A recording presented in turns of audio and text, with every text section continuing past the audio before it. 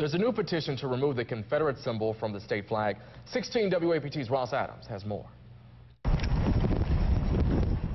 The Confederate flag represents a battle, a Civil War battle, which the South lost. State Representative Earl Banks says it's time for Mississippi to remove the Confederate flag. People are using this flag as a symbol of hatred, and that should not be a part of the flag of Mississippi, something that represents hatred, and that's what it's been adopted for. That's what it's being used for. Mississippi is the only state from the old Confederacy that still uses the rebel symbol as part of its state flag. It doesn't bother me one way or the other.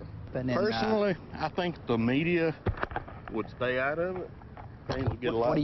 What do you mean? What does that mean? Take it down! This week, the debate has heated up again after the suspect in the Charleston church massacre posed with Confederate flags and several different pictures. You think the Confederate flag had something to do with his hate? Is that what you say? Let's be honest with each other. Don't play games. We know what the flag is about. You know what the flag is about. And you know how people have used that flag for the wrong reasons. In 2001, 65% of voters decided to keep the Mississippi flag as is.